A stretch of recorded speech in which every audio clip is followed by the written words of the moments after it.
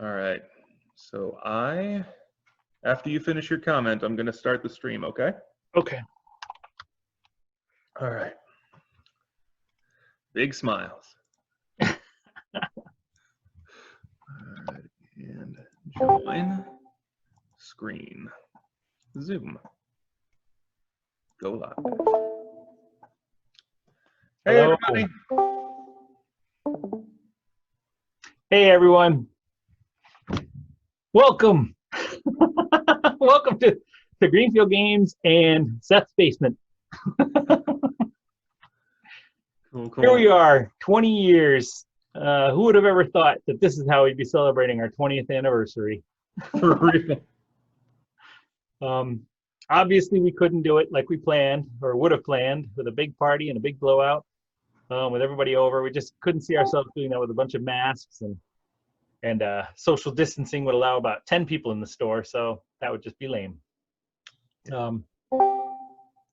So instead, we've decided to, oh, I have an echo. Let's see what we can do about that. I'm not sure how I can get rid of that. Okay. I don't hear it on my end. Okay, well, let's see what we can do. I might be able to just leave. Oh, wow. Look at all these people watching. This is so cool. Let me know. Is that any better? Any echo sound? Well, now I can't actually see the comments, so that's not going to work. Yeah, I don't hear an echo at all. Okay. Mic is picking up my audio. I don't know if I can do that so much either right now. Huh. So you're not hearing an echo, Bubba? That's I'm strange. not hearing an echo. We thought we tuned all that out. Yeah. Oh, Joe's typing something. We're going to try a few things, as we figured there would be some hiccups right off the bat. But it gives people time to come in. Yeah, I'll try and back up my speakers and things a little bit. That might help. Oh, good. Excellent. I'll try and talk quieter, too. Maybe it's just my booming voice. So yeah, this is what we're gonna do. Is we're just gonna have a little chat. We wanted to find out some way to be sure to thank you guys for all the time, all the years of faithful patronage to us, and great fun and great games, and still have a chance to get together and do something special. So this is what we chosen to do. We figured we'd ask a few questions of each other, for me and Bubba, back and forth a little bit, let you guys hear some crazy stuff from our past and not so far past. It's tough. I shouldn't probably be reading the comments live while we go. It's gonna make it a lot tougher. Yes, Bubba does look handsome enough to get married. Dude, what? Little known surprise. I'll have to know this is actually a totally different outfit, July. He's got two get married outfits. Well, it's the same vest. Come on.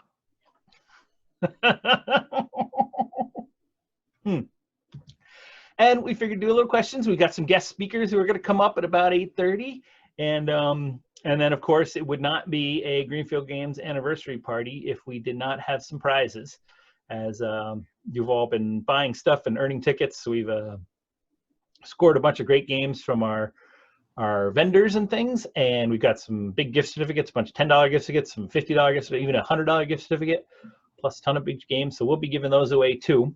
We're posting that, so even if you miss it or you drop out or you have to go or something, you're not going to miss out. We'll be posting that on the chat as well as announcing it, and then also we'll message you too if you don't respond to us, if you don't come running in for your game. Most of you are probably going to want to come running into the store within the next couple of days anyways, but we'll get to that later. And as you can see, we had a little trouble with the actual fire. So, you know, fireside chat, fireside chat, you know, whatever. Mal is on board. Before we get into any questions, I did want to just do a little plug for the store. Think of this as the advertising at the beginning of a YouTube video that you can't skip through. So I can talk really slowly. I could take more than 4 seconds or 3 seconds, but I won't. just to let you know, most of you already know, but for those of you who don't, we are open every day, 7 days a week, except for the big holidays, and we are fully open for people to walk into the store. We do have limits. It's limited to 10 people, including me and Bubba, so you're safe that way. There's a good room for social distancing. If you haven't been in the store in a while, we've opened things up a whole lot, so there's larger spaces in the corridors and stuff. So it's working out pretty well. We put some tape down on the floors so you can see how far you've got to stay away from other folks. Still got to wear masks, but we are open 7 days a week. If you don't like that, we're still doing free delivery locally. Within 10 miles, you get free delivery from us. Outside 10 miles, we charge like $1 a mile. So it's still even a pretty good deal that way. We can do curbside pickup too. So that's still an option. We're loaded with games and puzzles right now, ready for the holidays. So that's really good. We are also finally offering something that has been asked for year after year after year, and that is the mighty gift wrapping. We do wrap now, partially because we have to. We don't want everybody touching the same roll of wrapping paper. And trust me, we are getting good at it. It's only $2, and maybe we'll do a wrap for you later. Maybe. Also, Seth, I'm hearing that your mic is getting echoey again. Oh, shoot. Maybe I'm talking too loud. I don't know. Wonder how I can fix that. Let me turn that down a little bit. I'm not sure what's happening. Yeah, unfortunately, I think, I'm not sure what exactly is happening. So that's it. We are doing wrapping too. Sometimes it takes, I do have a headset, but I don't really I could put a headset. All right, we'll put a headset on. I gotta warn you, I am in my pajamas, and if I sit up too high, too much information. I'm wearing full pants, thank you. It'd be a disaster. I haven't worn these in a while. Let's see what happens.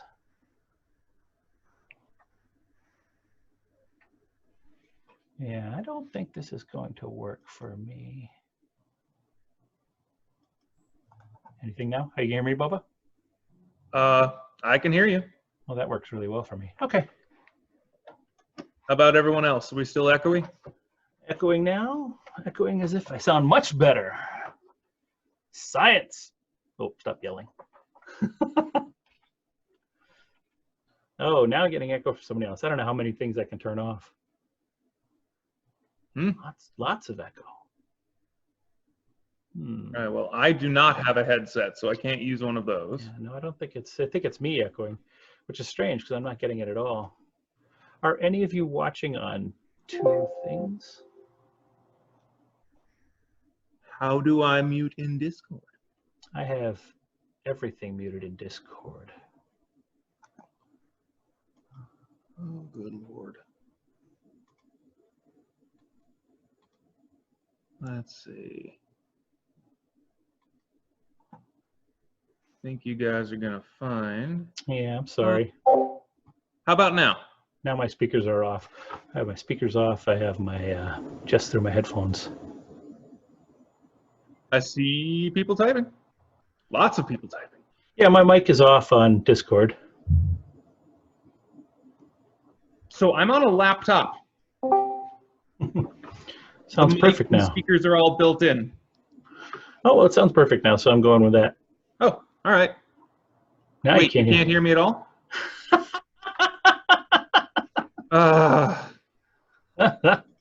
Interesting.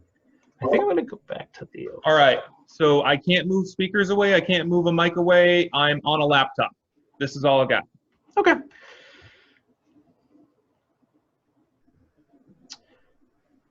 And it's weird just watching people type. Sorry. Yeah, and I'm totally muted on Discord, so I'm not really sure about that. I'm so glad I have everyone muted in this chat. What? Oh. All right. Okay. No. We will go forward. Ready. Yeah, so offering gift wrapping, that's true. And also, one other thing is it is the COVID times, and we're in tough times right now, and it feels a little selfish to ask for this, but we are facing challenges too. So if you're thinking of shopping, think of us. Think of your local stores. Think of us as the local game store that you have, and keep us in mind. And I know that's a very selfish direct plug, and I really don't typically like doing that. But in these hard times, maybe give Amazon a day off or 2 or 3 or a year or forever. Or forever, yeah. Enough of that, though. So we wanted to go with some questions. We're gonna try this out. We're gonna go back and forth. Bubba's got the first question. All right. So Seth, how did Greenfield Games get started, and how did you become a part of it? It's a pretty long 20-year tale. It's more than 20 years. It's actually started with some of you know of this, the store called Epic Studios, which was initially designed as a game design studio by 2 great fellows, Dave Fifield and Tom Rabideau, who's still in the area, to actually just design and play test and run crazy games that they were working on. They had intended to just have a little shop up on the top of where I think the Greenfield Watershed Council is now. And the landlord offered them the entire space to run games, or to have for the same amount of rent. So they're like, oh, we'll take the whole top floor. It was this amazing space where you could just go in, and there were like 20, 30 devoted tables for gaming. And it was really amazing. We set off these crazy ideas and crazy games, big role-playing adventures and battlefields and crazy ideas. And even started running Magic tournaments and started actually selling things. And that's when there actually started money coming in, but unfortunately it never really made money, and it did cost a lot of money. So eventually we came to a point where we had to decide, were we going to set up a shop in like maybe the Eastworks building or the Pro Brush building down in Florence and just sell things online and just play games by ourselves, lock the doors, play games and just become a warehouse? Or were we going to become a store where we could run some games and we'd be open to the public and we could interact a lot more? And it just came down to not really wanting to just be one more online discount warehouse place. It just wasn't us, and it was never the fit that we wanted. And so that's really where we decided to make it into Griffin Games, which some of you know. That was the original title. Epic Studios was a totally different company essentially, but with a very troublesome name. And then Griffin Games was less troublesome. But eventually, after the years, we had a few more switches around, and we became Greenfield Games, partially just to be really clearly identifiable, and because we've just been so welcomed by this town and so comfortable and in a good place with this town, that being Greenfield Games is going to be really easy. And so Griffin Games is still the corporation's title, but Greenfield Games was what we settled on. And the way I came into it, honestly, I wasn't really a part of Epic Studios until I just hung out there so long that they were kind of like, hey, you want to get behind the counter? And hey, you want to be an owner? And then what was it? Oh, I think some of the other guys gave up time or gave up money and like donated money and contributed money and funding and product to the store. I donated time, and I just worked a lot for free and stuff. And that became how I became a part of it. And then from Greenfield Games, Griffin Games, it was just ownership from the beginning. That's pretty much the origin there. What next? We have Bubba. Along came Bubba several years later. How did you find us? Can everyone hear me? Oh dear. Oh, no? What's going on? Okay. Let me disable push to talk because I don't know what button to hit. This will be fine. This will be fine. There we go. Can you all hear me now? That's so weird. Yes, now they can. Yep. Okay, great. Lots of yeses. So how did I wind up at the game store? Well, so this all goes back to, I think, like 7th grade, really, for me, because that's when I met Tim. And Tim's the person who really started bringing me to the game store. We met in like 7th grade, and when we first met, he couldn't stand me. And frankly, I was pretty annoying. But over the years, like, hey, No. But over the years, we really became good, close friends. And I started coming in the game store specifically to play Star Wars Minis, which, that was such a fun game. I remember there was a good while at the game store where there was a little square about that big behind the register that was Star Wars Minis. And that was the highest turning and highest profit section of the whole store. Oh, we sold so much Star Wars Minis. Oh my God. Yeah. So fun. And then one night I'm at home about 13 and a half years ago. It was July, I remember. And I get a phone call in the middle of the night. Well, not middle of the night, and it's Seth. And he's giving me a phone call, and it's, hey, so I'm going on vacation, and we need someone to help cover the store. Do you want a job? And, well, that was 13 and a half years ago. And I'm still here. Yep. Yeah. It was a seriously thought out plan that we had. Everything was coordinated to getting you on board. Yeah, everything just lined up really perfect. It's been an amazing 13 and a half years. You were just such an integral part of the store. It's incredible. Thanks. So much so that he has his own bathroom now. One of the perks, a little known perk of coronavirus, is that now both Bubba and I Bubba has his own boardroom and I have Seth's sanctum. And it's pretty awesome. Private bathrooms is nice. So for every infectious disease, there is a silver lining. What's next? So what's next? Oh God. Seth, little known fact. You like to hoard stuff. How has that affected the store? Yeah. Well, first of all, I got to go back to Epic Studios for a moment, and I don't see Fifield or Tom Rabideau on yet, so I think we're still safe. When we were up in that building, where was it? The above the watershed, the Bank Row. When we moved out of there, we put all that stuff that we've been collecting in a giant walk-in safe. That was a lot. I mean, boxes and boxes. There's a bicycle in there, as far as I know. There was so much stuff, and then we just closed the door. And that was an easy solution. That one was a pretty good one. When we opened up actual Griffin Games on 130 Main Street, and I'll get to it further. I'll just say there was no problem with hoarding there because the regular flooding in the interior in the store flooding was a good solution to any kind of wreckage or any kind of stuff we had in back, because we couldn't keep it long because it would be soaked.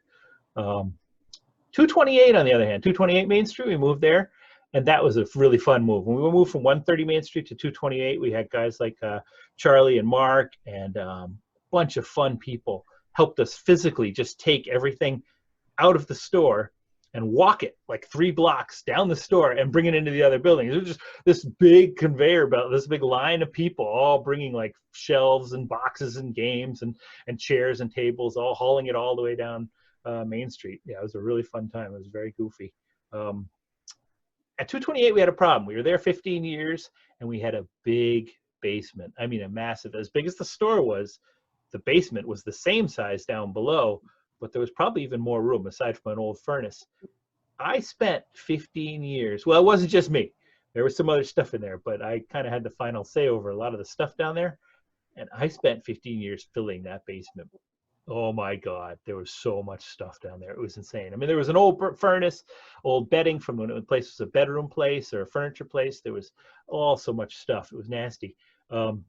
We had to move it out too. I tried to get it all out when we moved, but I kind of figured we could leave a certain level of stuff, which was still massive amounts of product, and not product, but old fixtures, old shelving.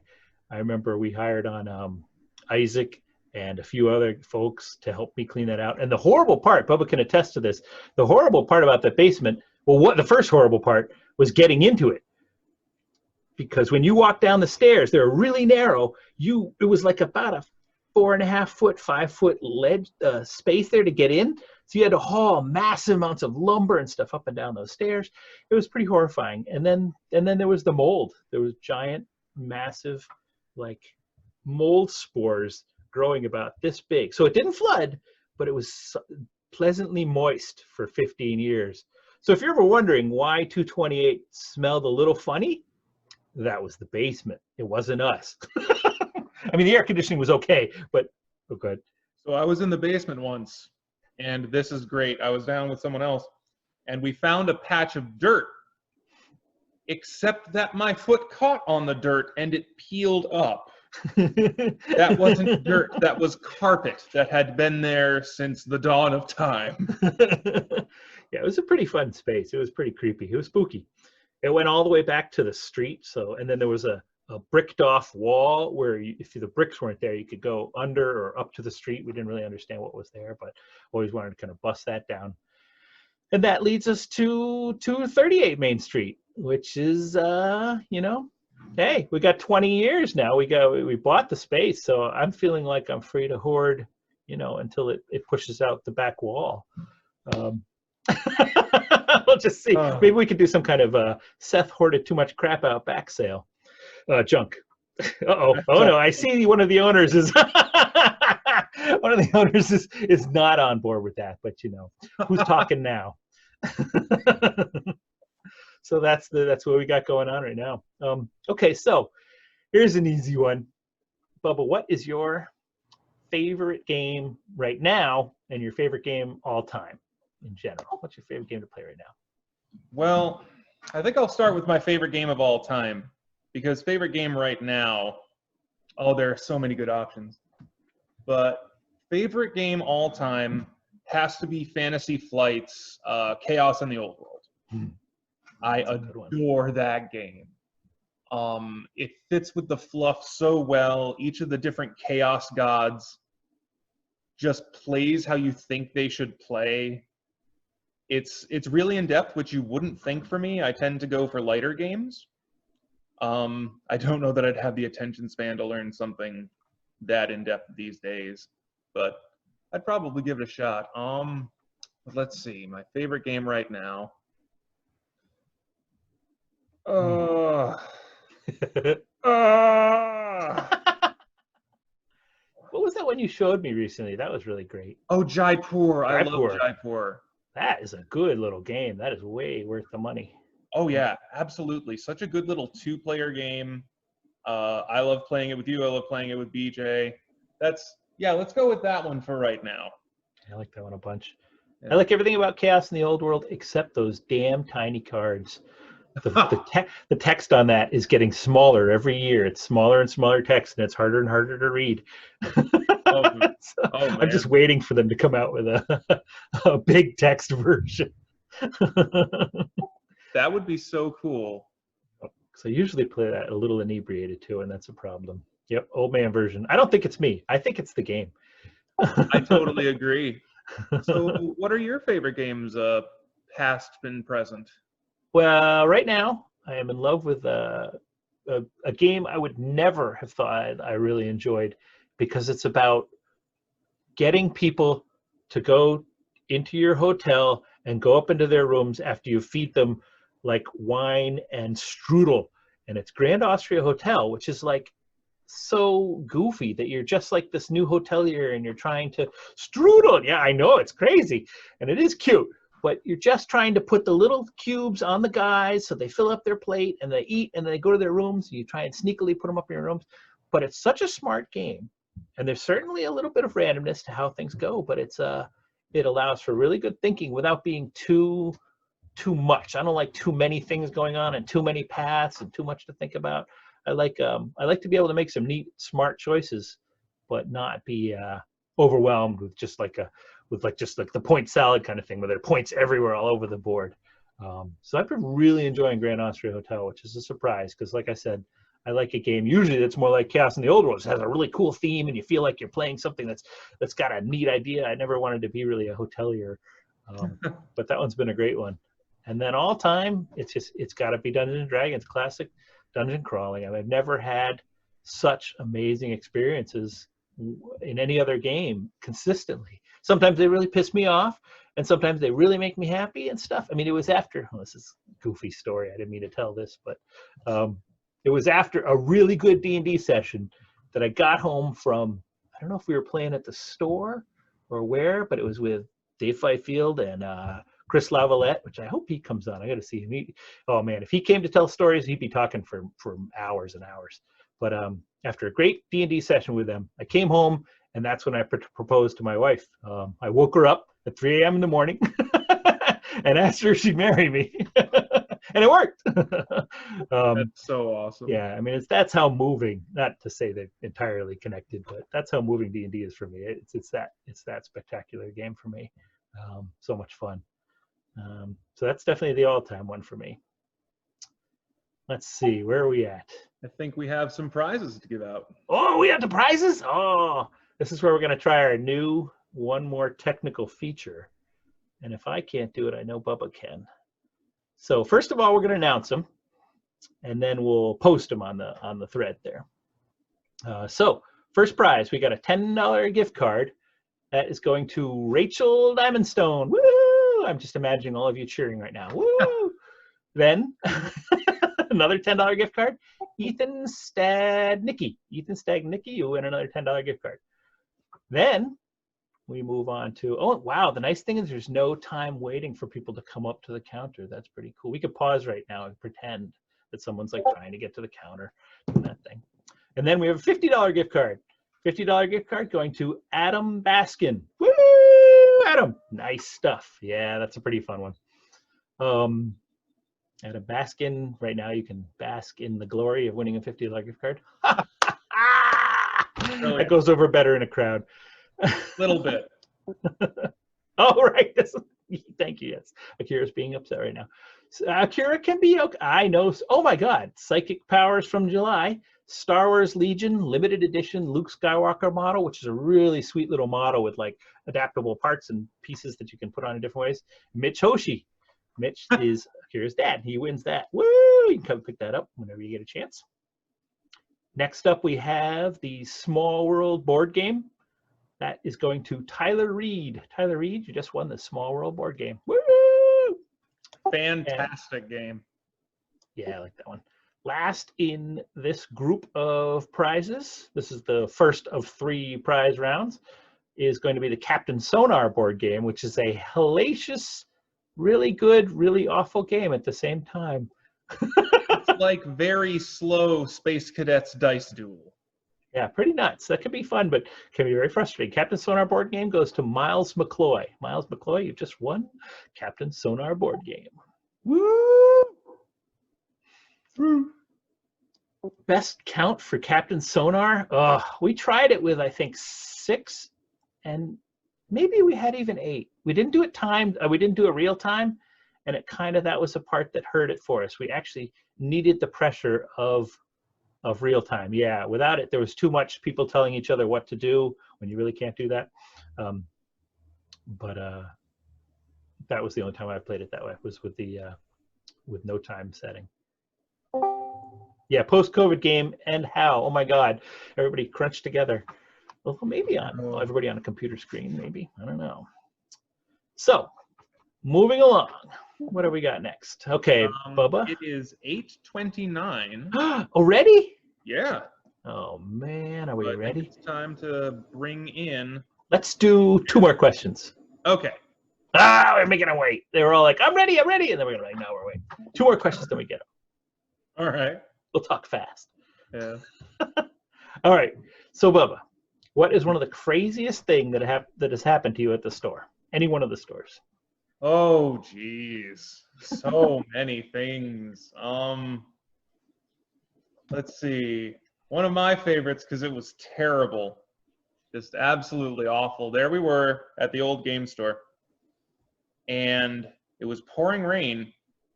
And it started coming through the ceiling. Right above the big gaming table out back. Oh, yeah, that one flooded too. Natural flooding, yep. Yeah, lots of flooding upstairs. And we had to string together a solution really quick. So what we did is we took a tarp and we strung it across the top. So there was kind of like a little bit of a shelter, and we put a little hole in it that ran to a string so that with capillary action, it would all just dump everything into a bucket.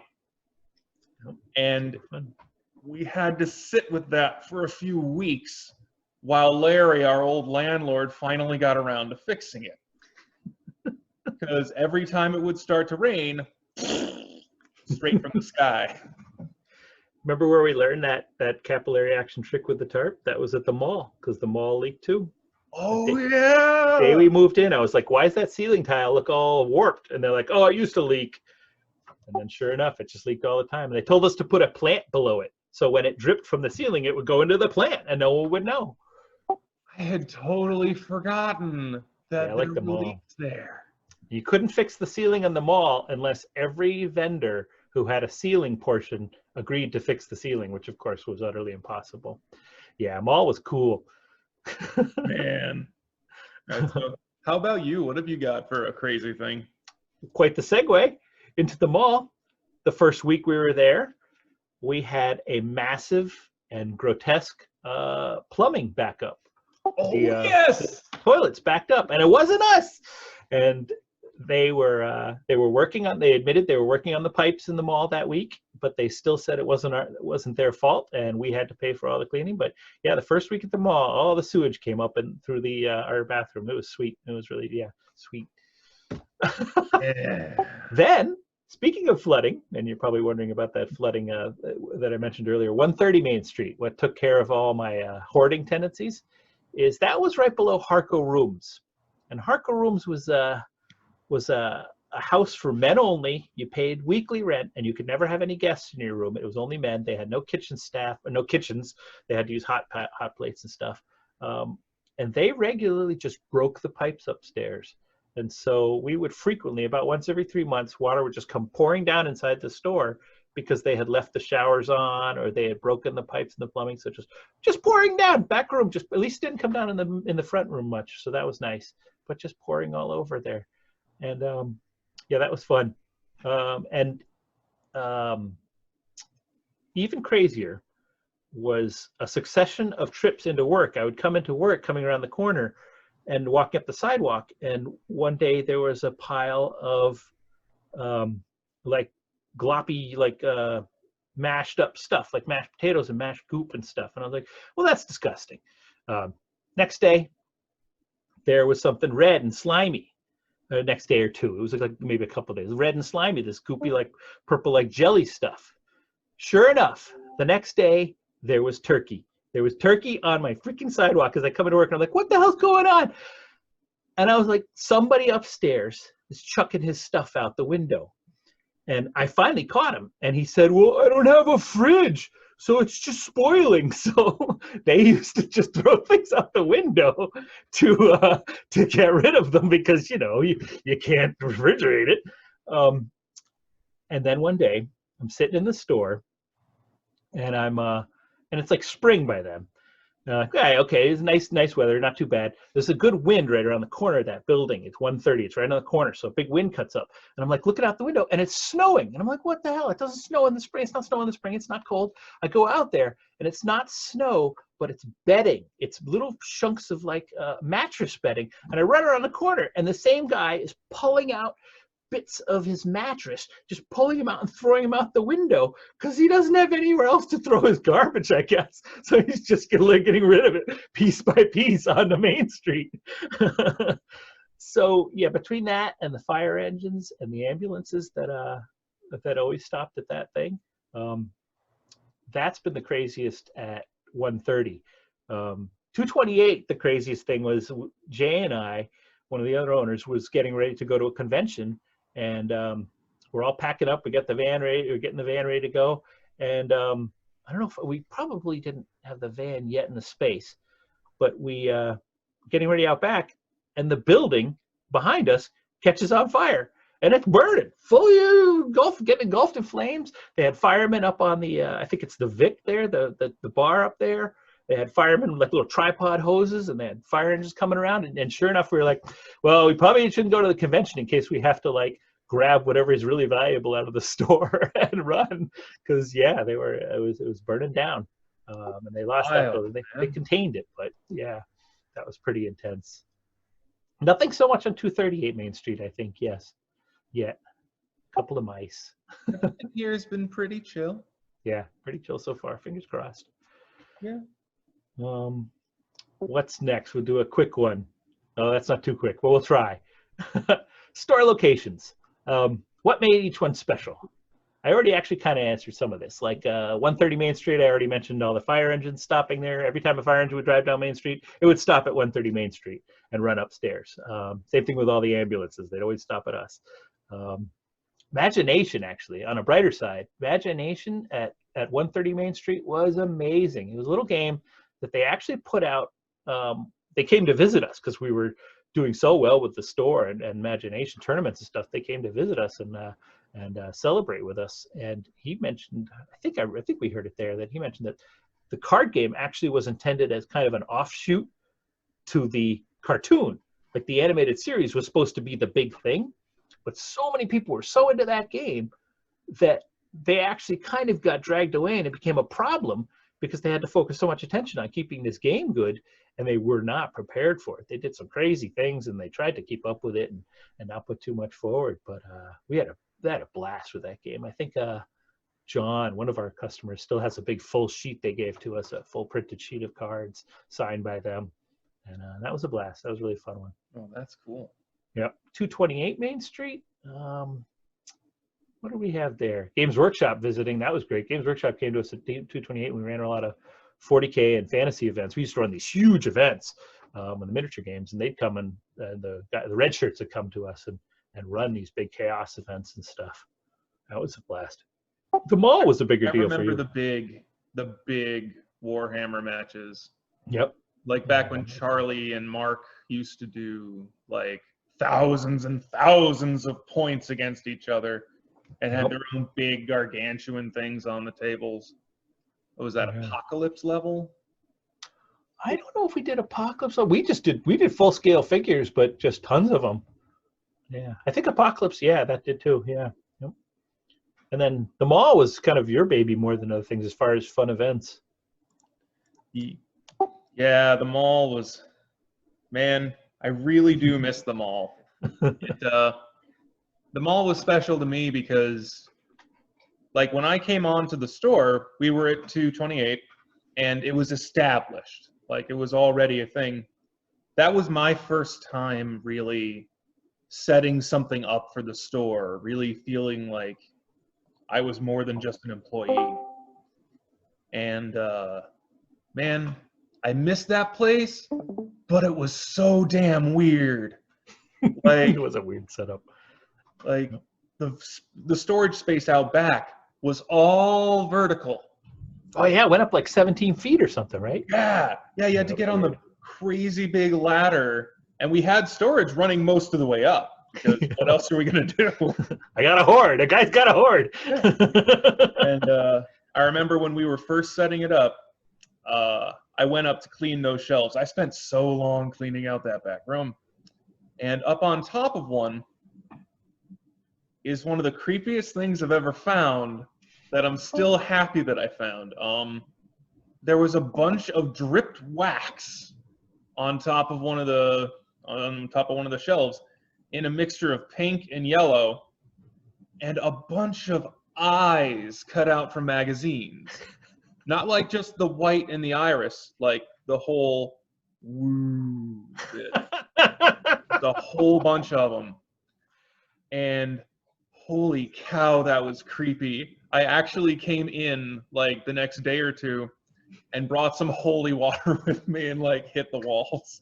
That was probably Bryce. Bryce was there for a lot of time on his own, maybe. We'll have to ask him if we get him later. What was the store there before us? Waiting room. Oh, he is good. Yeah. That was a Hot Topic, right? Thank you. Yep. Hot Topic was in there. We kept the red ceiling, but we pretty much cleared out the rest of the intense Hot Topic vibe. As much as we could, yeah. Yep. All right. And then 238, well, we're still making that special, so we'll get to that some other time. I really like my little office out back.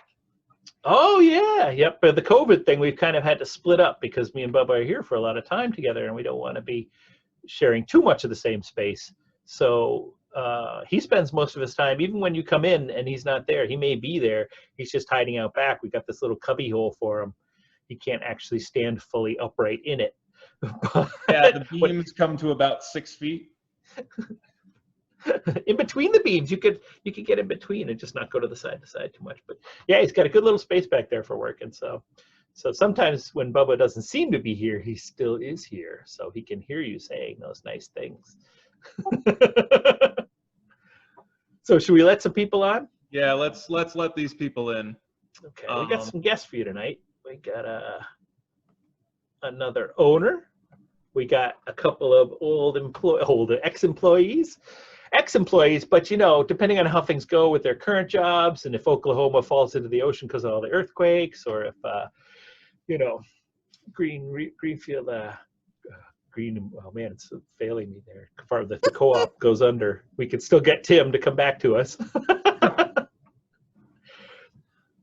But what do we got? We got Tim, we got Alyssa, we got Jay. Do we have Bryce too? We've got Bryce 2 now. We have Bryce 2 now, but I don't see Jay on yet. Yeah, we will. This will be a technical challenge. It is. Hey, Alyssa, I think I heard you laughing there. Hello. Nope, guess not. Oh, do you want my Oh. video on? Should I turn that on now? Yeah, do it. Yeah, let's turn on video if you can. Look at that. The screen grows. Oh no, sorry, I Nice. don't have video. It's so nice to see you. This is so cool. It's like a super bonus. I'm here. Yeah, I've got a lot of beard going on right now. Not a beard. Yeah. Oh man, lots of people are doing that craziness. If you want to see a COVID hairdo, oh man, maybe I shouldn't bring it out. Oh, it's his birthday. He's like 20 now. He can take it. You have got to 21. pay him. No way. Is he 21? Sure is. Bill, what's his name? Danny. Danny Richards. Oh my God, Danny Richards, your hair is awesome. You'll have to send pictures in the sharing screen because he has the best COVID hair I've seen yet. It's pretty impressive. But who you can't see, we got Jay and Alyssa here too. Oh, am I here? Oh yeah. Oh, Yep. good. I can't see me. Oh, I can't see you. I wonder. How do... It says I can't turn on my video because the host has stopped it. Ask to start video. Oh, look at the screen. There we It go. Multiplies. Cool. There I am. Excellent. Hi, Jay. My video is there in spirit. So we thought we maybe drag you in here and see if you have any crazy memories of the store, or maybe just something you really liked, or something that really was just out of this world from your time there. Well, I remember one of our first days after we just opened Griffin Games, and a woman came in and asked if we had any games that didn't have any conflict. That was a tough one. Yep. And I was like,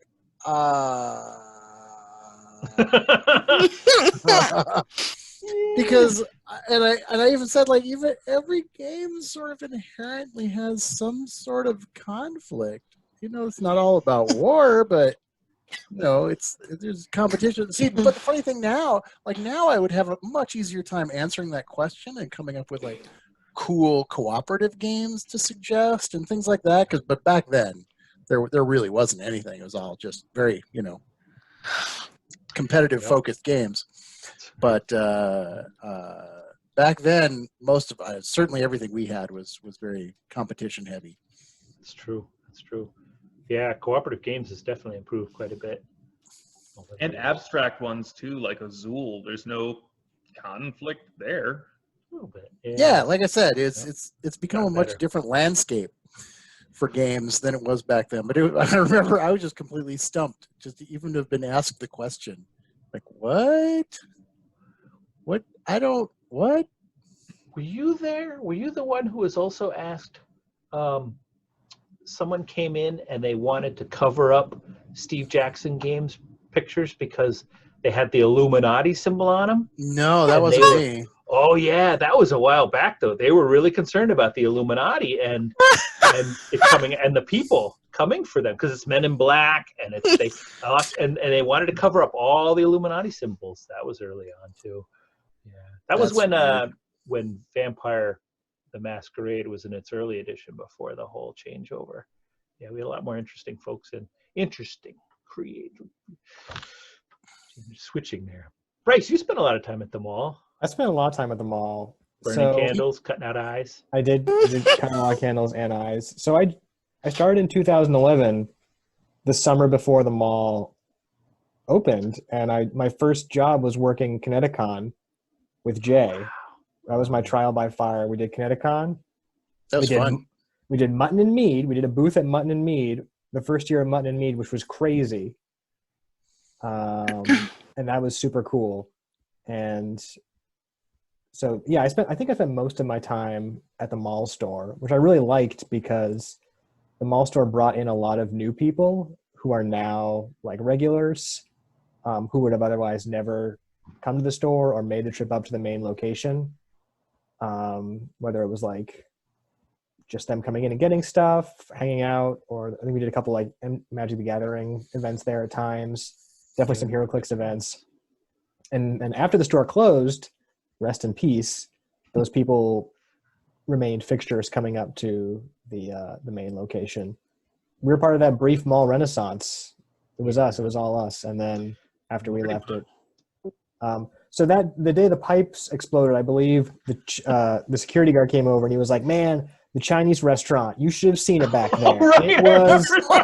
It was terrifying." He was like shell shocked. He's like, "You should have seen that kitchen. By the way, don't eat there for like a month, okay?" Ours was contained to a small 6-foot bathroom. Noted. Theirs was not. You're right. We had great neighbors. We had Mocha Emporium, owned by Mo, which is no longer there. Rest in peace to Mo. Oh, They're gone finally? They closed. Yeah, they left. Oh, Oh, wow. They picked up stakes. There was the T-shirt printing place across the way that I believe was owned by the mob. I think he was a very angry drunk. I don't know if he was the mob so much as a very angry drunk. He was. He didn't own the place. He read the internet too much. One time he came over freaking out because we can't go to Mars because the heat waves around the Earth will burn up the spaceships. That was really good. That was around the same toilet time. paper from us all the time. He come Yes. over. You got any more toilet paper? What are you doing over there, man? That was also the same time that the Cards, Collectibles, and More, I believe it was called, the chain store located also at the Ingleside Mall, was raided because they had a bunch of counterfeit NHL and NFL gear. And he came over and was like, "What's going on down there, friend?" And I was like, "Well, they're being raided because of counterfeit gear." And he goes, "Oh." And he runs back to his store, and I just see him start ripping all of the T-shirts he made on the wall of like the Patriots and Bruins, and he just starts throwing it in a box and rushing it into his back room and hiding it. That dude would literally put anything on anything. Anything on a T-shirt. Anything on a T-shirt. That's where I got all my Star Fox T-shirts. Licensed Star Fox T-shirt, completely legit. Definitely completely licensed Star Fox T-shirts. Nintendo, do not sue me. I really liked. One of my favorite things is that was the era of Pathfinder being big, and then D&D 5e came out.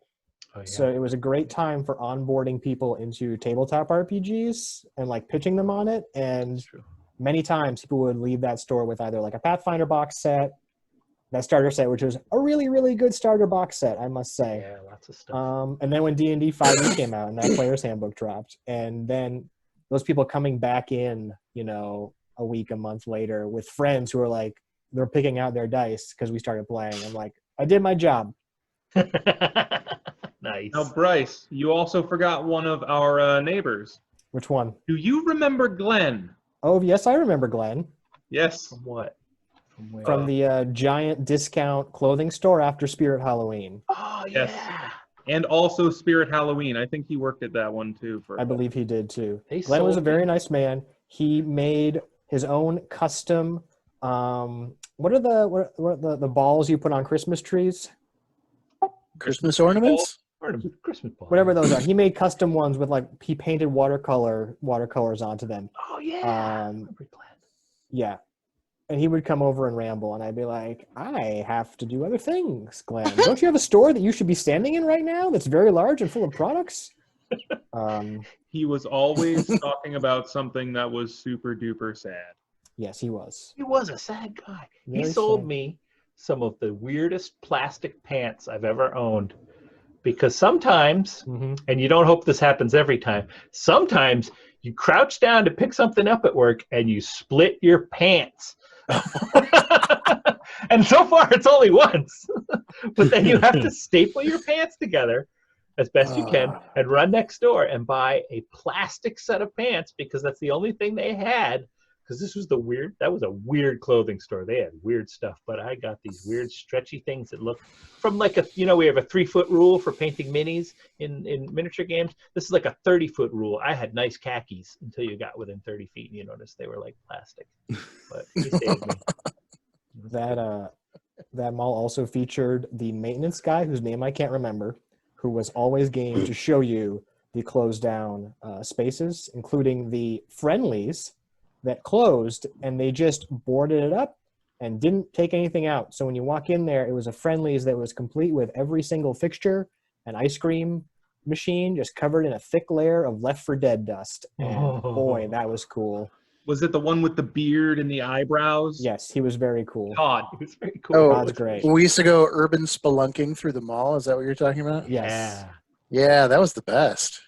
I loved going, seeing all the stuff, like the old, what was going on with the restaurant down at the end of the mall. The Yes. ground. Because they were just, ground round, right. They're just storing everything in there, and it's just, otherwise it looked like it had just closed yesterday, but then rolled all this stuff in there. Part of the I problem remember they had with walking through there, and the floor was still sticky. part of the reason they couldn't re-rent the ground round was they had left on such bad terms that the ground round, they had some kind of ruling about like what you owned and what you had to pay for based on the wiring and the plumbing, even like there's a big argument over that. They had filled all the vents, all the pipes, and all the plugs and outlets with cement. They filled them all. They just poured cement or whatever into them to seal them all up because they're like, fine, if it's our deal, then we got to do it. So it's like, who's going to move in there? It's like, well, if you want electricity, you're going to have to drill out new holes in the walls.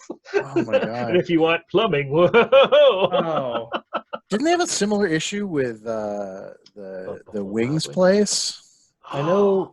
Well, it could have been Buffalo- the the Wings Wings- place then. That might have been the Wings place then. It was one of the two. Okay. Yeah. It might have been Yeah. that one. Yep. One of them was unsellable after that. Buffalo Wild Wings. I think that was Buffalo Wild Wings, yeah. I know they left on Nobody really moving. bad terms. They ripped so out a it lot must of have been them. fixtures without Yeah. sort of Yep. taking them out. The massage place, before it was the massage place, the security guard took myself and several people, I believe X9 and GameStop employees in the back. He's like, check this out. There was it's probably still there, a roughly complete dentist's office, which, you know, makes a dentist's office a lot worse than a regular dentist's office, an abandoned dentist's office. Had to put your anxiety levels right up there. You go through the back of it. By the way, all of the equipment was still there. There were like trays with like picks on them. You go in the back and he's like, come up this ladder. And I'm like, we're all going to die. We go up the ladder and there's just an enormous open room. It's just like the ceiling up to the roof. It was gigantic. We're just standing around there. I'm like, this is great. I'm going to leave now. Thank you very Funky much for space. showing me this. It's very funky. Yep. That was a neat spot. So, Seth, you mentioned Epic Studios early in your discussions, and I still remember like my first view of that place and just being knocked out by it. Like, on the one hand, it was rough, right? You know, it was like, it wasn't like a super well-financed store or anything. And on the other hand, there was this massive room with all of these terrain tables, and it was just like, oh my God, this is like gaming heaven. Yeah. In here. Yep. It's like And 15 to 20 4-foot by 8-foot tables pushed together. Yeah, and watching the sort of role playing / war game / I don't know, like LARPing kind of game that Dave and Tom would run on that. Like, I never played it, but I watched it, and it was just like, I don't even know what's going on here, but this is amazing. Yeah. And stuff. yeah, that was unique. I'd never seen anything like that before, and I certainly have never seen anything since. Yeah, we'll post some pictures of. I'll go find the pictures of those. I'll put some of them up. It was never really a completed thing. It was more always a work in progress. But we'll stick some pictures up in the chat thing, the memories thing later. Yeah, well, because and I had just moved out here from California, and so I was working at Cyberlore Studios, which is a computer game company, and that's where I met Dave, and then he introduced me to you and Tom and all the other people there who would just come by and play games. And it was interesting to be able to go from like, I kind of don't know anybody to now all of a sudden I know all these people and I have this cool place I can go to play games. Mm-hmm. It was amazing. And then when that was going to go away and us all deciding that, hey, maybe we should do something else, like if Epic Studios isn't going to be here anymore, what could we do? And that whole search for a new location and an idea of what we wanted to do with it was pretty fun. I saw vivid memories of our trips and going and viewing all of these different locations in East Hampton and in Northampton and back in Greenfield and ending up back in Greenfield, after going really far all over the place, looking at different places. It was pretty funny. Yep. The place we were looking at worked out really great. Yeah, place we looked at in Northampton, the rent was way more, and there was a pipe in the floor that was open. And where can it was a basement level building below the street, and there was a pipe, and it was like, well, where could that go? And it's like, oh, that's a sewage pipe.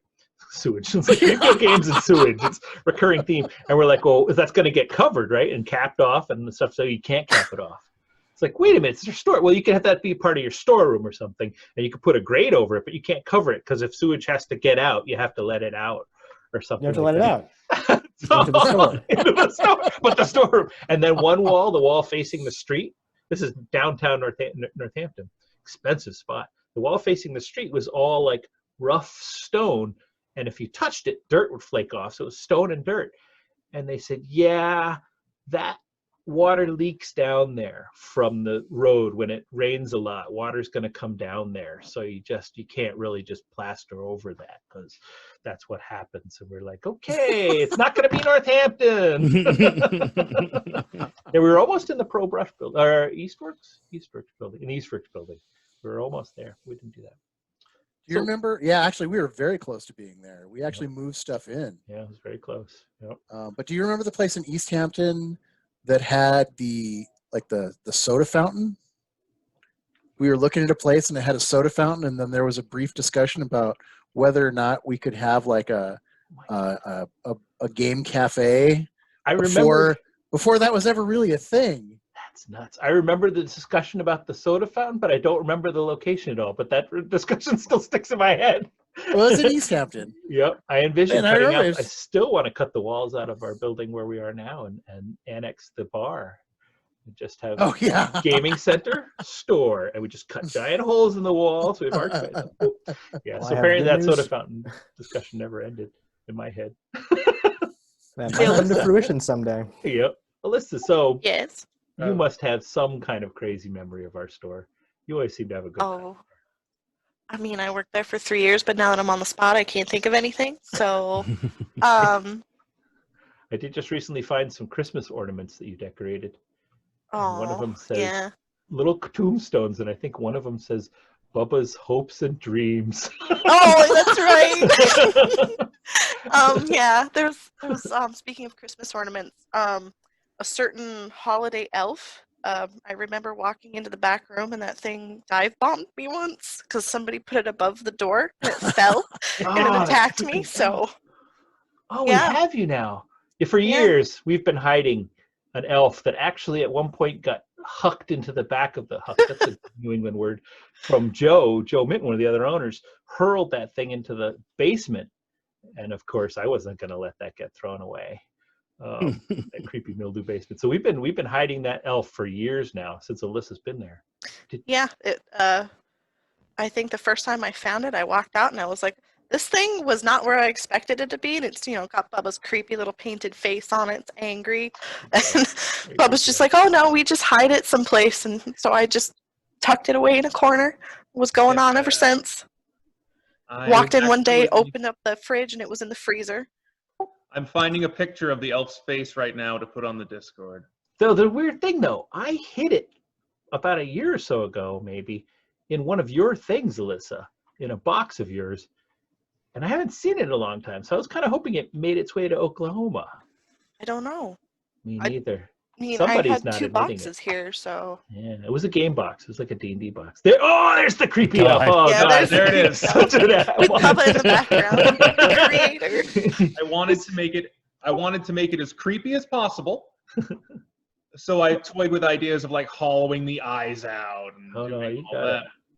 And then I decided the creepiest thing to do, like it had these blue eyes just looking off to the side and these benign eyebrows, was just to take the eyes, make them the same color, and shift them from off to the side straight at you and make the eyebrows angry.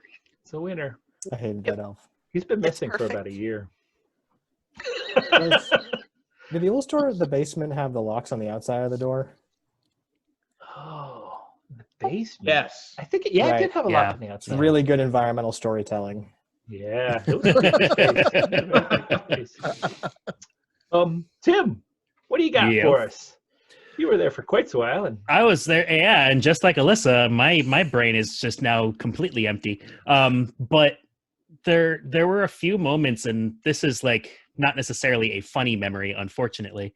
But I remember like this moment where I really felt like I've always disagreed with the don't tell anybody. The customer is always right mentality. And that's why we fired you. And I always like was happy with the fact that like if a customer was actually wrong, that you or Joe or Dad would all like have my back in a way. And that was never more clear than the one time I actually saw Joe yell at somebody. Huh. I don't think I've ever seen so.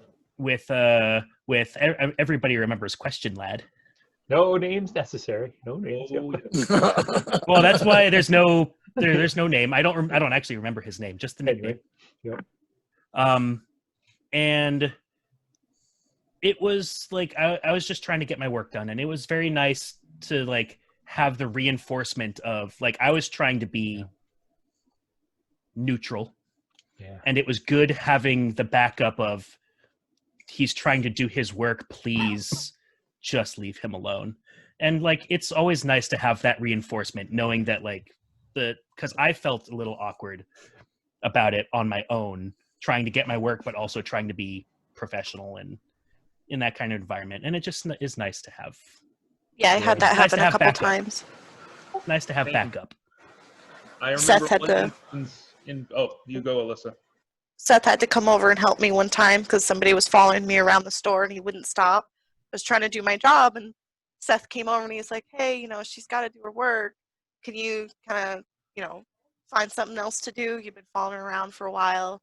And I really appreciate that. Like, you guys read the atmosphere, you notice things, and you can come over and you can help. And it's not just like, that customer is right. Like, it's fine. It's just a customer doing what they want to do kind of mentality. So it's like really nice. Yeah, I remember one time a customer was talking to me and she wouldn't leave me alone. Just talking to me about trying to commission me to make chainmail stuff. And this just keeps going on. Not you, Erica. Erica apologized. It wasn't her. Oh, no. And Seth comes over and just gets really frustrated and threatens in front of her to fire me if I'm just going to be talking and all that. And then as soon as she was out the door, Seth comes back to me. I hope you understand that was just to get her to leave. I wasn't actually Yeah. but it was Oh. so good. Yeah, we've always been a place of, it's been more of a cooperative effort between the customers and the employees and the owners. We're more of an equal-based thing, and definitely I appreciate that comes through, that we're not about just this kind of mechanical, please the customer, they got to be right, it's got to be them. It's more about of people who respect each other working together, and that can be, as a customer, just as respected as an employee or as an owner or anything. It's about a mutual respect, and that's one thing I love about the stores is we have that opportunity because of what we sell and what we offer. We don't necessarily get every wild person off the street that we could, but it's a huge amount of respect is important. I'm glad that comes through. I remember one of my first personal experiences with that was still in the original store and having some sort of event, and two kids were sort of done with whatever event was going on and were chasing around each other and making all kinds of noise. And I eventually ended up having to, because they wouldn't really listen, so I just had to look, just go ahead and take it outside because I can't have that in here. And eventually one of them came back in and apologized. It's like, yeah, that's fine, that's cool. But the other one, I got an angry mom came in, and I listened to it for a while. And after a while, I was like, you know what, ma'am? The nice thing about owning your own store is that I'm kind of the boss. So, what I says kind of goes here. So, if they can't, I had one kid come in and apologize, and they're still here, and it's fine. And, that's just the way it's got to be. And she left in a huff, but for me it was such a difference going from being in situations where you just didn't know if you were going to have that backup, if when you were working in a big operation, whether or not your boss was going to freak out at you for trying to do the right thing, but in the end, coming to your own conclusion that hey, you know what, the whole store needs to be good for everyone and not just for the noisy ones. And it was kind of it was nice. And then knowing that we're doing that for everybody, backing up everybody, that look, we're all trying to do the right thing here. Yeah. So maybe, give a little, get a little. Yeah, absolutely. I think that's why the store has always been good at kind of being a welcoming gaming environment and not settling into a kind of this is a hyper competitive gaming space. If you are not here to win at your war game or Magic the Gathering, you can leave. I think that's been both a good cultural decision and a good business decision. 90% of my friends are all people that I've met at the game store. Yeah, you've had a huge following that way. You've run games there and run gaming groups there and found gaming. I mean, you've been seriously active, Tim, in the gaming at the store. I'd say one of the most active gamers here in the store. And all. Still hosting game nights too, somehow.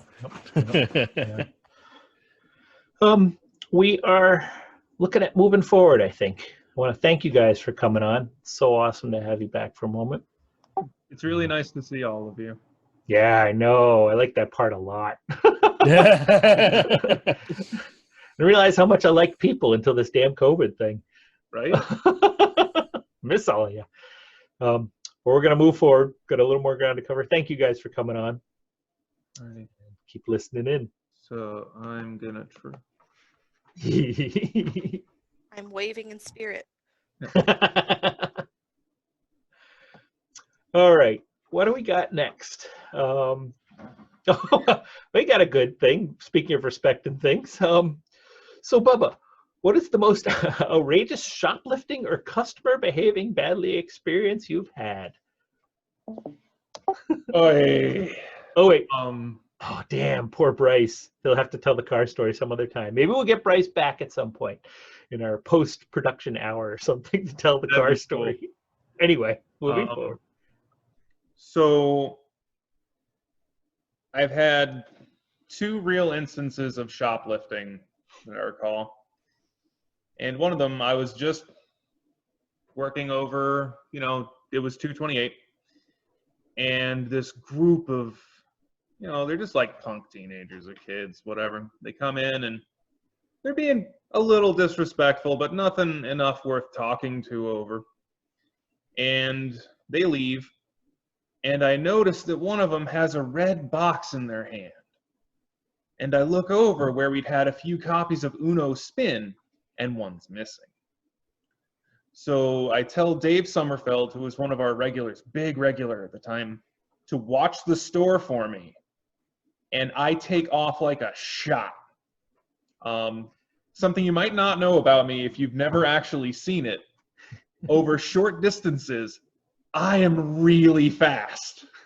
Like, way faster than you would expect. And so I just take off like a bolt after these kids. And I catch up with them right about at World Eye, and they hear me long before they see me. They turn around, and there I am just barreling at them, thoom, thoom, thoom, thoom. And the look of just shock and horror on their faces as they just see me pelting at them. And as I get close, I see a red box of Skittles. So I just slowly come to a stop about 10 feet from them. I go, turn around and walk back to the store. Because this time I don't have to run. And I hope they remember that. But I hope they remember it as just a strange incident and not, not terrifying. Let me think. How about you?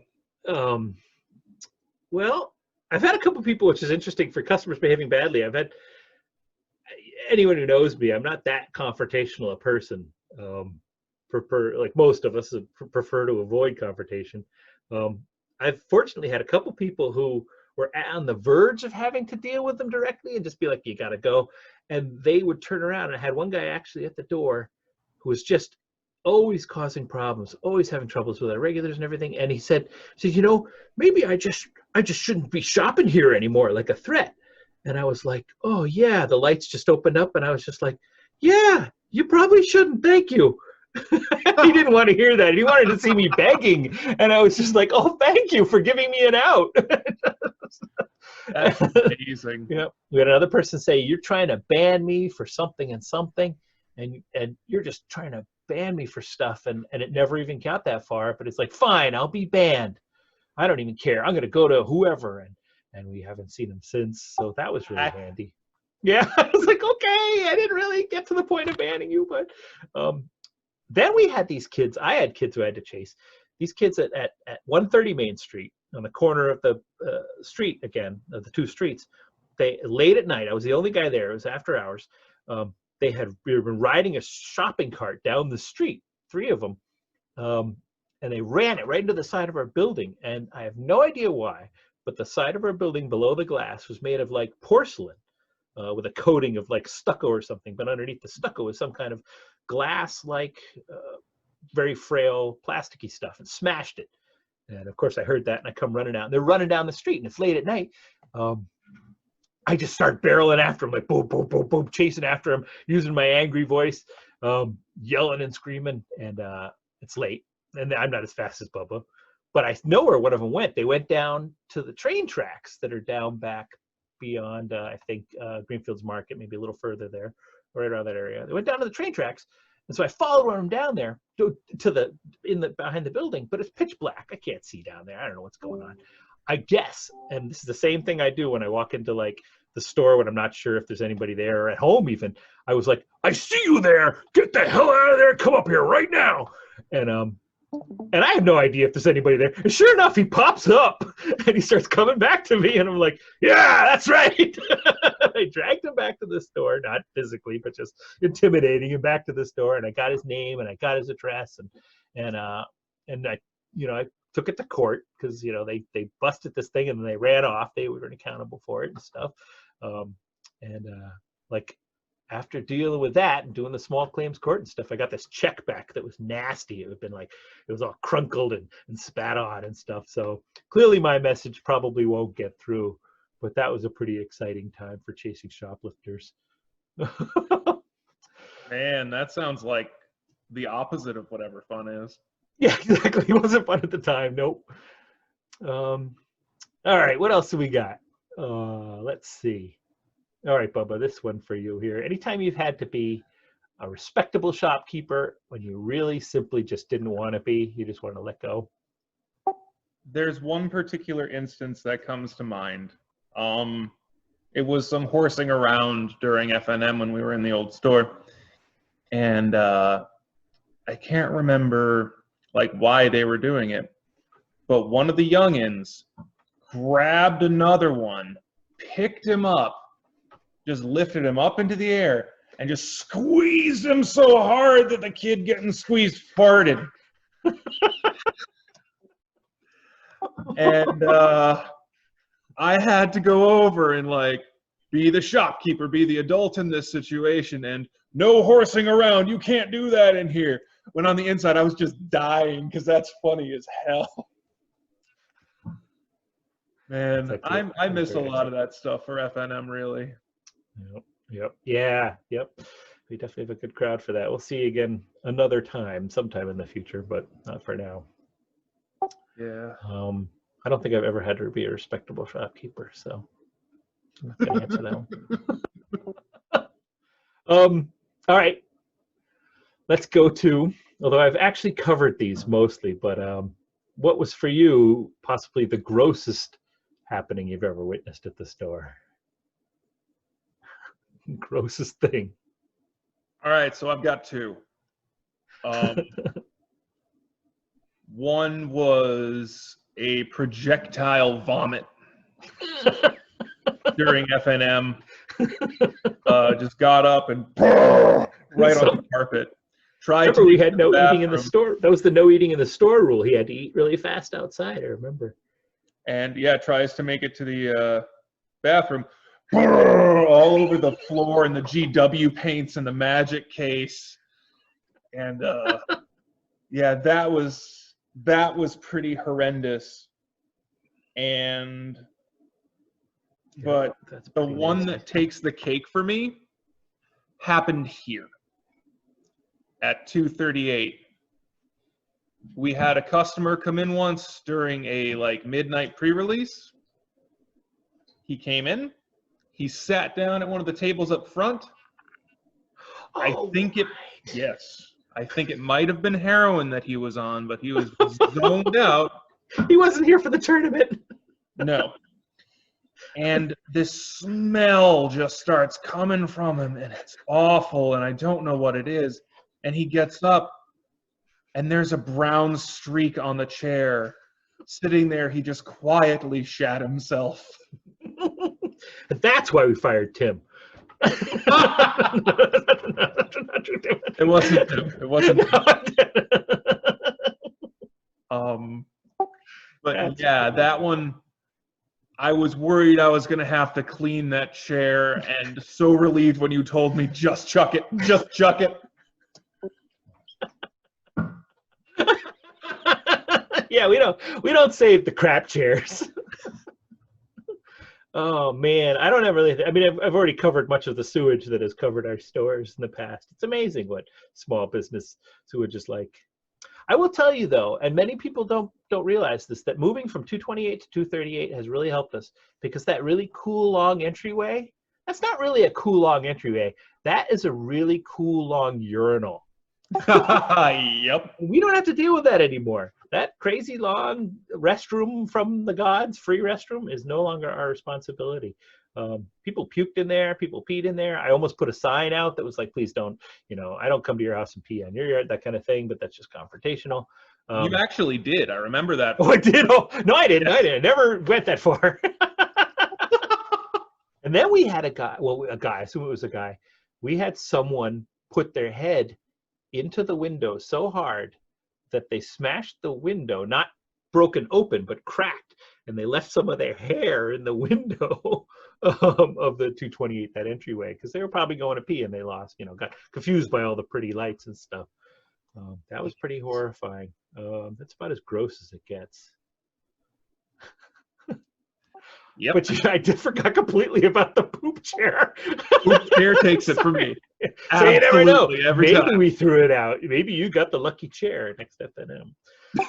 Yeah, pretty sure we threw it out. We totally threw it out. We absolutely threw it out, and I rejoiced.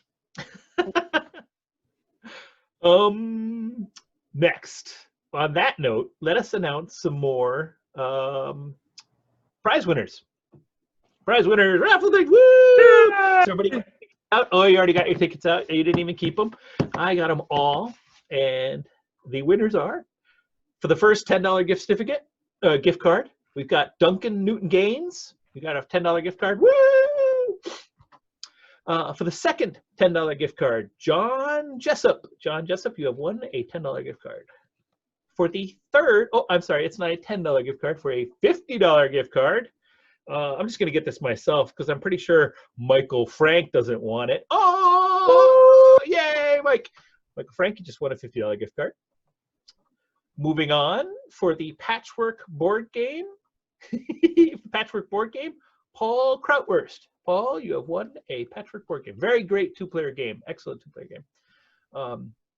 Then we have the Warhammer 40K First Strike starter set. It's a really neat little starter set. All you need to get started with a 40K. That is going to Zeke Nutilli. Woo! Zeke, one of our regulars when we're not in terrible lockdown of no playing in the store. This whole push to talk thing means that I can't cheer and clap at the same time, so I'm just clapping. It's the air clap. That's the what's the hand of Bubba? What's the sound of Bubba's hands clapping? Yay! That's your button. Harry Potter Hogwarts Battle Game. Harry Potter's Hogwarts Battle Game, that great little card game, teaches people how to play deck builders and then goes way beyond that. Brandon Renly, you've won a Harry Potter Hogwarts Battle Game. Very excellent game. Yeah. Thus concluding round 2, the penultimate round of raffle prizes. That was that. And back to a couple more questions for you. What do we got? Oh, this one's just for Bubba. Mr. Bubba, you've been here for like 13 and a half years. You were an aspiring engineer in training. You were a teacher's assistant even before they even had teacher's assistants for that at Greenfield at GCC at your school. Why have you stuck with Greenfield Games and not moved on to other things? Maybe I shouldn't ask that. We were afraid to ask this question because we thought he might throw off the mic and just leave the store immediately. That's it, I'm done. Damn it! It happened! Golly. I'm back. Don't worry. Well, really, a lot of it is just I love the people I work with and I work for and the people I help here in the store so much. I really, really do enjoy my work, like a lot. This is really sweet. I love getting to see Seth like 3 or 4 days a week. That's something I love. The biggest part I love about this job is helping people find something that will make them happy. I love making people smile. That's one of the big reasons I always tell jokes and I always do that. And I feel that this store is a really good opportunity to do it. And Yeah. it feels kind of like home, you know? Neat. Yeah. Yeah. We have considered converting that loft into a bedroom space, but I could turn my little one-story little hole back there into a 2-story. Oh yeah. Well, that's good to hear. That's very good to hear. Yeah. Good. I like that. Yeah. Well, let's see what we've got for you. I scrolled away for a second. What makes you the most proud of the store after 20 years? It's 20 years is a long time. it's a long time. A lot of it hasn't changed, honestly. Well, since we've got it going, since it's been moving forward and successful, it's honestly it's a few things. Being part of this community is really amazing. Being part of watching people growing up in Greenfield, and like we got guys like, I don't see him that often, but little Micah. Oh my God, Micah was a guy who came to us as like a tiny guy, even back at Epic Studios, but now he's a full-grown adult going through college and stuff, and other folks like that, just seeing these people aging and starting to have kids of their own and coming in with them. It's just spectacular. I love that aspect of it, and being a positive part of that. And also one of the weird things is it keeps me so happy is that we've been able to pay bills.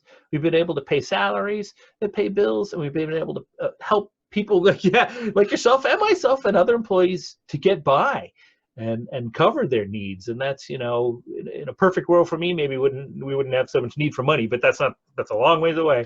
And in the world we're in, we got to pay for stuff. We got to cover things. And I love being able to successfully handle that for people. I never anticipated my life to be in a position where I would be trying to afford people that opportunity to cover their bills and to help with that. And that's been spectacular for me. I love that idea that we can do that. And I'd love to be able to do more, but it's hard to make $1 million. Contrary to what everyone thinks, game store owners are not millionaires. And so I can't spread more wealth, but I love what we can do. And that's been really neat for me. That's been something spectacular. And then after 20 years, I've heard your first million is the hardest. Yeah, right. Yeah, after the first, I'm expecting that any minute the second million will be whatever. Yeah, party's over. It's just easy now. And then the other thing that changed in the last 20 years that's really been new is actually sticking with something for 20 years. That wasn't like breathing or eating or playing video games. That's pretty impressive too. Strangely, I've actually been with the store and with Andrea for 20 years. And so those are two things that are really spectacular for me. See, that's something you've got that I don't quite have. For me, the game store is the longest running commitment of something I've done with my life. Yeah. Like I've never had a relationship last this long. I've never worked any other jobs. I've never been at the same school for this long. Yeah. I've never lived in the same place too. Me too. Same thing. Yeah. That's pretty crazy. So mostly these people, if they're waiting for Greenfield Games to change hands, they're going to have to probably find somewhere else, because I don't think it's going to be switching anytime soon. Yeah. I do have a secret island with a Lambo. Yep, it's actually just a little Lambo. I'm not going to get up because I'm in my pajamas right now, but there is a little toy car back there that when I had my computer over there, I played with a little toy car, and it was pretty spectacular while I was waiting for the next video game to load up. There was no island. What else we got? Oh, this part. Oh, here we go. We got secret questions. This is the lightning round where Bubba asks me a secret question of which I have no ideas about. If it's am I wearing pajamas, then the answer is yes. So I guess this one, it doesn't really have to do with the game store directly. So Seth. Okay. If you were to do what was your dream job as a child, what would you be doing right now? Oh, that's nice. That's pretty neat. I mean, fireman, of course. Fireman went by really fast, but that wasn't really a dream so much as like, oh, I have to be a fireman.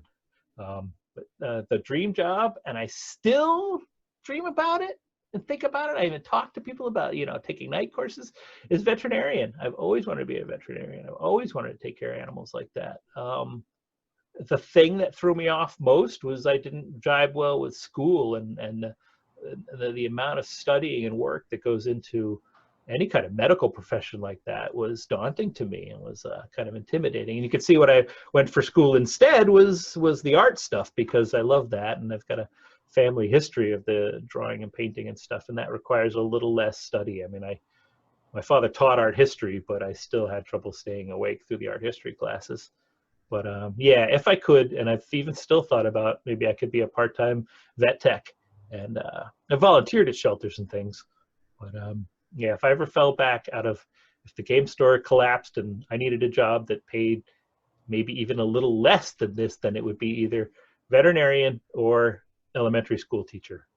However, elementary school teachers kind of got wrecked for me when we ran, as Greenfield Games, a summer camp where we ran games for summer kids for just 2 weeks, only 2 weeks, but it was the longest 2 weeks of my entire life because it was running game camps for these little guys for like 4 hours and then another group for the other 4 hours and trying to keep them focused in a hot room with no air conditioning. And of course, all the challenges that were involved in that. I don't think I could manage that. It is keeping the attention span of that many kids for that long. Wow, that is incredible. That is so much work and so much drain. And again, if I could ever find a job that paid a little bit less than either game store owner, then it would be vet tech or elementary school teacher. Although some might be more, but those would be the ones I'd love to do. But I think I'd rather be with the creatures that don't talk back. Yo, those game camps, that was a lot of fun, but whoa, was that a lot of work? Is it challenging? No. Yep. I would do that if I had to. That'd be my first choice of things that I had to do. Yeah. Yep. All right. Oh, so secret question. Okay, Bubba. You're gonna have to forgive me if I don't quite get this right. But what does, and I've had my wife help me with this, what does Kapustiana glova mean? Glova. Kapustiana glova. I am Polish. I am Polish by heritage. I do not speak the language. Oh no. It sounds like it's related to like kapusta, Yeah. which is kind of like a sauerkraut soup with pork thrown in. It's really good. Nice. Glova, not often associated with kapusta. I have no idea what it means. That would be cabbage head. For those of you who do not know, it's also a pickled fish, but sometimes it's maybe it might not be. Okay. Those of you who don't know, Bubba is quite the chef. He is quite the explorer of food. It's not just cooking. He went for like almost a whole year eating a different thing. Was it every day or every week? I was trying something new every single day. That was insane. That is a lot of interesting food things. He is not afraid of cool, weird food. And still to this day pursues like interesting cooking endeavors and finding neat stuff. Okay, we got 2 more parts. What does piva mean? Piva? You've made this. Can you spell it? Probably not, but P-I-V-A. Oh man, your mom's probably watching. She's like, I failed, my little Polish boy. Begins with B and ends with ear. Oh, is it beer? Okay, the last one. What would you say to my saying, Demi bougie? My little Bubba, Demi bougie. I think I would say pucker up. Yay! Give me a kiss. The phrase I learned of that from my grandmother involved the word dupa. Dupa, what is dupa? It's your butt. Thank you. Thanks, Babchi. Babchi.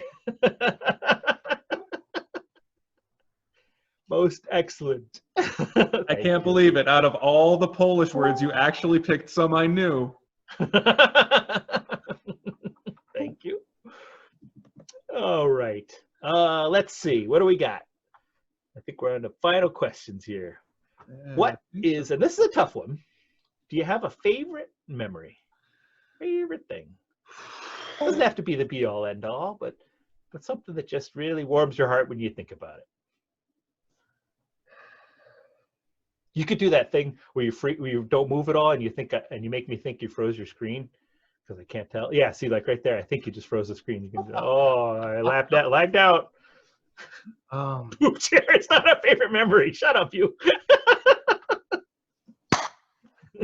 I'm sure he felt warmer. No one else felt warm. My nostrils felt on fire, so that's a thing. Favorite memory. Gosh, there's so many over the years. I think probably one of my favorites was the first year that I went to TotalCon I loved my first year going with you, and I loved going with Jay, but I really think I loved going as the head, actually being in charge, and like proving to myself that I could do this. I've got this. That's the year I had to drive the U-Haul, which was terrifying because I'd never driven anything like that before. Yeah, that just really proving to myself that I can do this and I've got this was great. Nice. Yeah. Excellent. Yeah. Thank you. How about you? What's like a favorite memory for you? Well,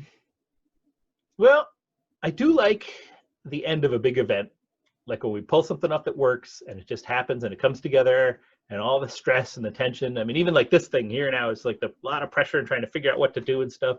And that moment after it ends, or when we move into a new store, and that moment we've got pretty much everything in the door. Not that we're going to keep moving into new stores, but I love that feeling of like, whoo, we did it. It worked out. Most people seem happy. Nothing caught on fire. No sewage backed up. I like that. But feeling of that accomplishment. Yeah. That's a neat one. But and this kind of fits too, is that when I think about it, one thing that always makes me really happy, and it's weird, is that when we're running a really big event and we've got like all these people playing Magic in the store, or all running tournaments, or all like we set up the big tables for all sorts of, we used to do for the big miniature games when they were big with us. That crowd of people going on, and for a moment I can maybe I'm going in the back room for something like I got to get more bags or record tape or whatever, getting something out of the fridge. It's that moment when I'm standing in the back and it's kind of cooler in there, and it's, you know, it's sort of quieter, but you can hear everything in the main room. And I just love that feeling that like it's under control and it's happening and all these people are having fun. And it's like, it's going. And I guess part of it, I'm not there right that moment. I don't have to be hands-on. I can just listen to it working. And I think that's one of my favorite things. I love it when I can just step away and it's just like, wow, it's functioning. And it's going. Actually, it happens when I go to get pizza during the anniversaries, when we actually have anniversaries with people in the store. As I go out to get pizza, and on my way back, I can see all the people in the brightly lit store. And I just love that feeling of that sound of the people doing stuff and how much it works, and it is working. That's spectacular, and that's really a neat thing. It doesn't like blow my mind or anything, but it just always feels so nice that something's functioning like that. Feels nice to remove yourself for a second and know that it's still going to keep going. Yep. And you made something fun happen. Absolutely. Yeah. Let's see. What else we got? Okay. What are we on to now? We are on to round 3 of our prizes. So, I can't even see them in there. I'm just going to have a little snack here, but what is that? Oh, I don't know what those are. Look at that. Ooh, I don't know what that is. Anyway, we are on round 3 of our prizes. So, without further ado, another $10 gift card. Rachel Jennison, you have won a $10 gift card. Woohoo! Our second $10 gift card, Jared Weeks. Jared, woo! Our third $10 gift card is going to Liz Cullinan. Liz Cullinan, you have won another $10 gift card. Woohoo! Bloop. Yeah, so I was shuffling tickets there for a moment. We have an Azul board game, a much-loved game by Bubba. And that is going to Chad City Games, also known as Chad. Chad, you have won an Azul board game. Nice thing. Congratulations. Next up, we've got a Splendor board game. Our copy of Splendor is going to Chris Payton. Chris Payton, woo! Splendor! Second to last, we have Captain Sonar board. We have another copy of Captain Sonar. You could play a 16-player version of it if you wanted. Wouldn't that be fun? No. 16-player Captain the sonar if you get together with whoever won the first copy. Eric Winter. Eric Winter, you have won a copy of Captain Sonar. Woo! And finally, our final present, a $100 gift card, is going to everybody. Ah, April Fools. Oh, no, you missed April Fools. That's just to cover the holidays we've skipped so far. Not everybody. Joe Moran. Joe Moran, I hope you're listening. You have won yourself a $100 gift card. Woo! Congratulations. Congratulations to everybody for all the fabulous prizes. I wish we had something for the rest of you. Okay, all right. So we don't have $100 gift cards for everybody, but you're probably wondering, a free Lambo underneath each of your seats is a free Lamborghini. No, don't look under your seats. That's Orion. Orion right now is like thinking for a second. Oh, no, he couldn't have come over to the house and put anything under my seat. So for the rest of you, bees, you get bees. You don't get bees. No more bees. So what were those things? We had some really cool dice. You were saying, I want those dice. Why can't I buy those dice? Did you sell all those dice already? Well, no, we didn't sell all those dice. We didn't sell any of those dice yet. These dice. Oh, I need all the dice. We haven't sold any of them. And the reason we haven't sold any of them is because we're going to give them all to you. Not to all of you. Tim doesn't get any. But the rest of you can. For the next 200 people to come in and buy something from the store, more than a soda. That's a rule I just made up. Hopefully I'll remember. Comes and buys stuff from the store. You win. You get a free set of these crazy dice. And we're also going to give everybody some store credit. We're going to give everybody a store credit on their account. So it'll take a little time as we get your name into the system and all. But you come in to buy stuff, you get a set of the crazy 20th anniversary. We will never print these again like this again. The 20th anniversary GG dice. Or remote purchase. Yes, you can even, you don't have to make it in the store. If you can't make it in the store, you don't want to make it in the store, you're very far away. Yeah, if you're, who's in Hawaii right now? Ben Damery. Ben Damery, the guy I kicked out of the store because he shoved his head in a snowbank and then came into the store and shook his head. Well, I don't even know if he shook his head. I'm adding that part to not sound like a jerk. But I think it was just the act of him shoving his head in a snowbank outside and running back into my store that made me, oh, is that JFL Gaming? No. Yeah, so sometimes I'm not so understanding. And there was a time I kicked out Francis Leonard for kicking somebody in the store, but it was a friendly kick, but we later hired him, so I think we made up for that. We later hired Ben too. Yeah, see, so if you really want to get a job at Greenfield Games, you want to probably like, do something really weird and upset me and annoy me, and odds are about 50-50 will offer you a job. It's like sending that cake to RISD Fine Art and you get an art degree. And if you're wondering how to stay employed at the game store for a long time, you have to annoy him at least once a month. I'm just annoyed anyway, so it's easy. Alyssa, how did you annoy me? I don't know. Yeah, it was a pretty constant thing. I don't think a day went by when I actually enjoyed your company, Alyssa. It was very difficult. You were a problem from day one, but I was afraid because Bubba liked you. I was just like, well, all right, fine. No, I'm really, honestly, secretly, I'm hoping that the earthquakes get to you and that you don't have a poor internet connection anymore, so that won't work, and that you'll come back to Massachusetts, land of the difficult people, and you'll join us again. There's no hard feelings there. I don't remember you annoying me, so I'll have to think harder on that one. Yeah, I miss Alyssa. Yeah, me too. But that's it. So yeah, you come into the store or order something online. Our online ordering is a little tricky. Give us a call, email us, or Facebook message. All those things work really well, and we will respond to you, and we can send you stuff there. And first 200 folks get a pair of the cool 20th anniversary GG dice. I am looking at our list, Bubba. I am seeing a blank space. A list. Our list. Looking at a list. Our list. My secret list of. Oh, I mean, this was all unscripted. None of this was at all anywhere written. It's completely improv. And a $5 gift credit. Yep, you get $5 on your account. Thank you.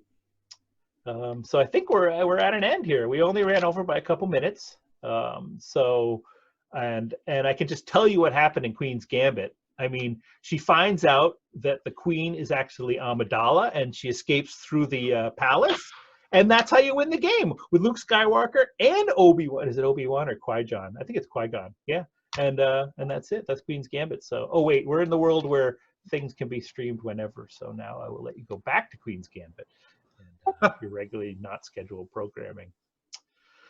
Thank you so much for experiencing our insane first streaming experience. With this, Bubba has suggested that we should get a YouTube channel to keep doing this. I question the sense of that, but I've questioned a lot of sense in the past. I think it'd be pretty cool. Yeah. What do you all think? yeah, you'll have to let us know if it's worth it for that. And it's probably the only way you're going to hear the car story from Bryce, the car at the mall story. So just that alone might be enough. But thank you again for coming and joining us and experiencing this crazy thing with us. We have a couple of chat channels, though I don't know if we're going to need a separate chat channel. You can jump to the after party chat channels if you wanted to actually talk to people, because those channels you will be free to speak, where you'll be unmuted finally. But certainly, and I'm going to add some more pictures here if you want to come back later. I'll dig out the old pictures that show some of the old store stuff. And then next year we'll talk about the fires, the burning things inside the store. Yay! And because I saw it in the chat, Joe, we love working with you too. Oh yeah! Oh my goodness! I didn't get into serious. Yeah, what he said. Yeah. Thank you. That it?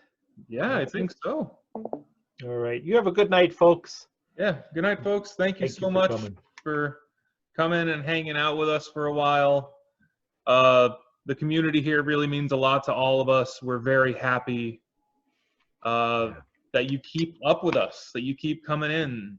You guys are really what keeps us going, what keeps us afloat. Yeah. I don't know where we'd be without all of you, but it wouldn't be open. Yep. Even in these hard times, you guys have really been amazing. Just amazing. Yeah. I can't wait till this is all over so I can go back to hugging y'all. Yep. God, I miss that so much. But yeah. And I guess everyone at home, thank you for, well, I haven't been here for 20 years, but thank you very much for 20 years of the game store. It's really kind of humbling to think about how one community can really keep a place going. And with that, here's a toast to all of you watching at home and all of you not watching at home. I got the tiniest bottle of champagne that I could. Hey, it opened right. Thank you all, and here's to all of you, and to the next 20 years. And to the next 20 years. All right. Here. We'll see you all in the store. Bye.